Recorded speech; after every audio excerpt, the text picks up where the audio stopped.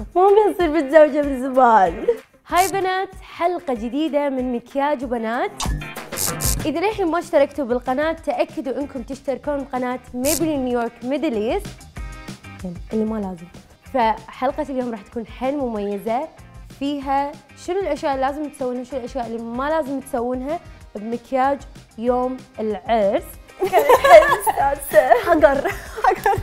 وسؤال حلقة اليوم هو شنو الأشياء اللي لازم تسوونها بمكياجكم وشنو الأشياء اللي ما لازم تسوونها بمكياجكم. أبيكم تجاوبون تحت الفيديو بالكومنت بوكس عشان تربحون ميك اب من ميبلين. وضيفتي صارت جاهزة، هي ياسمين زهرة. هاي. أول سؤال، تحسين نفسك راح تبكين بيوم عرسك؟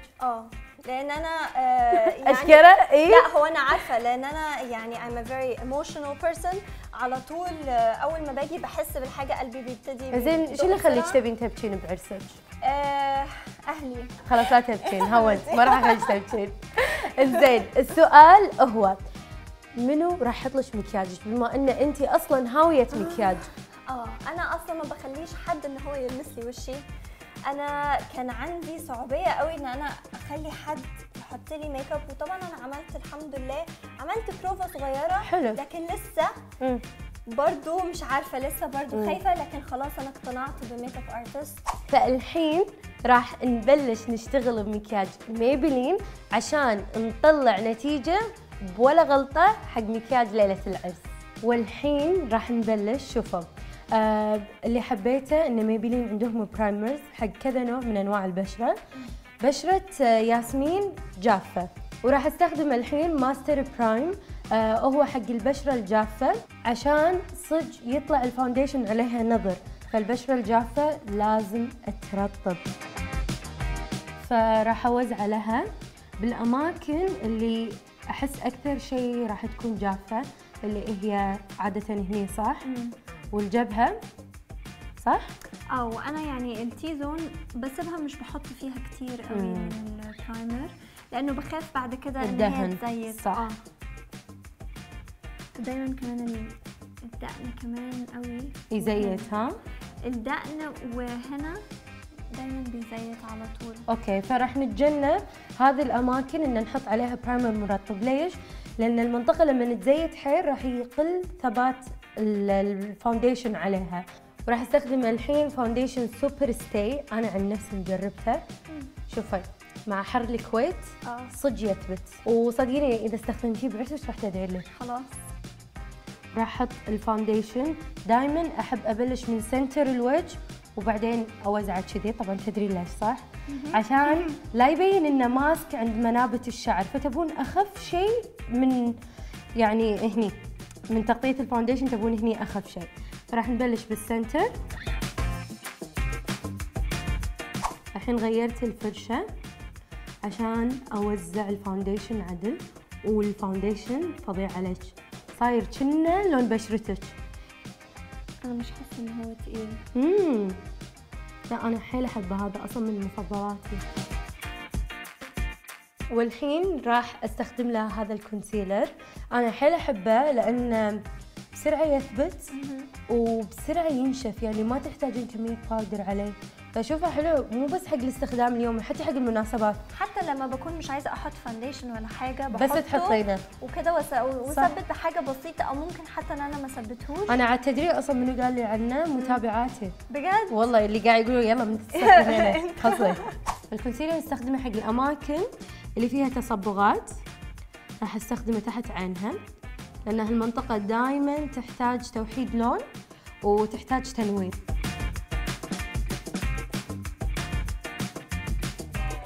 ونفس الشيء شنو راح اسوي؟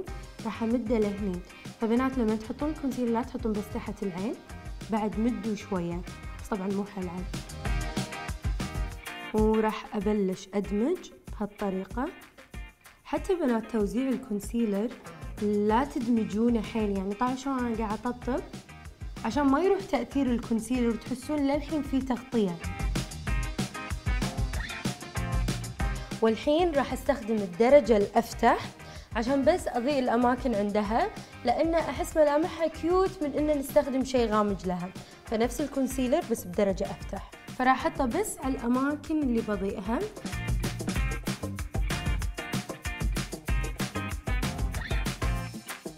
والحين راح استخدم لها الباودر، راح استخدم لها باودر سوبر ستاي، ولأن بشرتك حيل جافة فما راح أكثر باودر.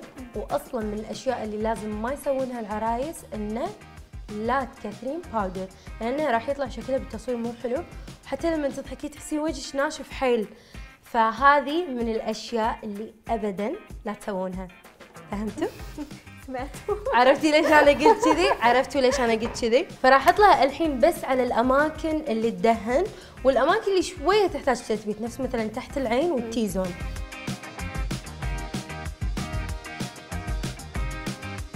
واللي لاحظته بعد بياسمين ان فيها خطوط الابتسامه، فعشان ما تبين معاكم الخطوط بالعرس لا تكثرون عليهم اي منتجات، يعني لا تحطون فاونديشن، لا تحطون باودر.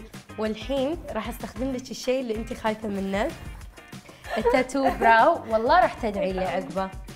وانت تحطينه لازم يكون حيل سميك عشان بسرعه تقدرين تشيلينه، وصدقيني ما راح يطيح معك ولا شعره اذا استخدمتيه بهالطريقه. راح اخليه واكمل في مكياجك، يعني راح اخليه 20 دقيقة. على ما اخلص المكياج راح اشيله، راح تشوفين النتيجة شلون راح تطلع حلوة. والحين راح احط لها الاي شادو عقب ما سويت حواجبك، راح اخليهم 20 دقيقة، راح يقعد معاك. انا عن نفسي قعد معي صراحة اكثر من 3 ايام. اي فراح تشوفي راح يقعد معاك. المهم فراح نستخدم الحين اي شادو، بس بصراحة راح أبلش لها بالماستر بلاش. أبي أسوي لك ترانزيشن كلر بالورد اللي هني، وهم بعد راح أحط لك في بلاش.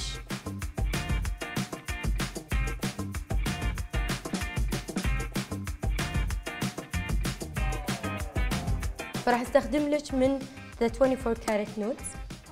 حيل حلو، الالوان الفاتحه فيه حيل حلوه. كل الالوان بحس يعني حتى لو عايزه تعملي سموكي لوك بالضبط بالضبط.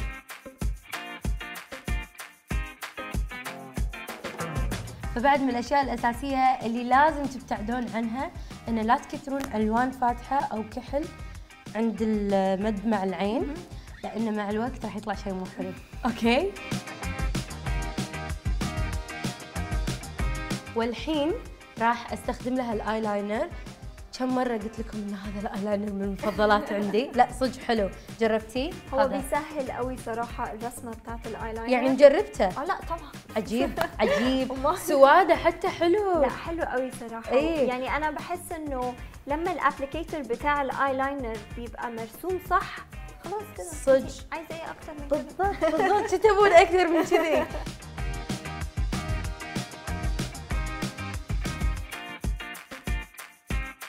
والحين راح احط لها الماسكرا. راح استخدم لك ماسكرا توتال تنتيشن وريحتها حيل حلوه. شميها. تدري ليش؟ كوكونات. بالضبط. جوز الهند صح؟ يس، لان فيها خلاصه جوز الهند. وبعد وانا احط الماسكرا راح اشيل لك عشان ترتاحين. عشان بس عايزه اعرف عشان يطلع شكلك الصجي.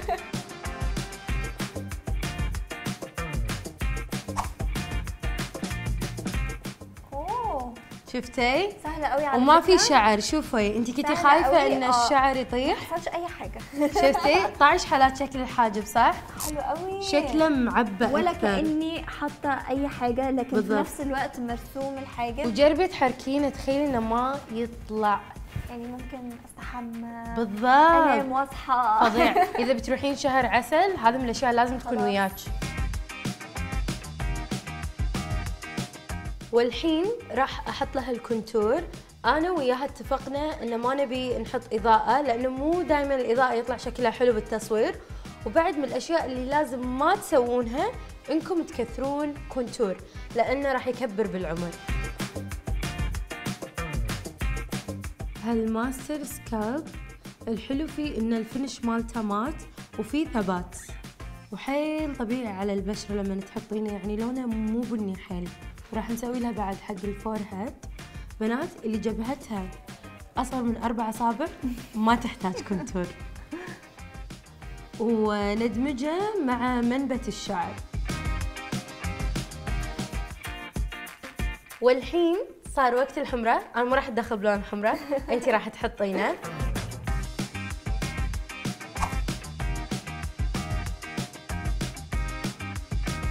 وبكذي خلصنا لوك العروسة. طبعا الناس ما شايفين لبسناها الطرحة ام بوي سو كيوت. حسسوني كده بكل حاجه. اي وللحين ناطرينها تبكي وما بكت. بصي انا قلبي بيدق بسرعه بسرعه بسرعه بسرعه، فيعني خلاص انت كده وصلتي. احس اصلا انت كده ببين حيل استمتعت باستضافتك انا حيل، اكتر والله. وحيل حبيت اللوك اللي مسويته، صدق مبين ان انت مرتاحه فيه، يعني فعلاً. هذا لوكك. هو ده الميك اب اللي انا صراحه بحبه، يعني انا بحب ان حاجات ما تغيرش قوي من شكلي وافضل على شخصيتي على طبيعتي، فانا مبسوطه قوي. شي خلصنا. استمتعت أنا باستضافتك، أكتر والله. حبيتك أنا حبيتك. أكتر. وسؤال الحلقة هو شنو الأشياء اللي لازم تسوونها بالعرس واللي ما لازم تسوونها بالعرس؟ سؤال حيل سهل، ما بكم تطوفون مكياج ميبلين، فجاوبوا تحت بالكومنت. ولا تنسون تشتركون بقناة ميبلين نيويورك ميدل ايست. وبس بكذا خلصنا. ثانك يو بنات فور واتشنج، نشوفكم ان شاء الله بالفيديو الجاي.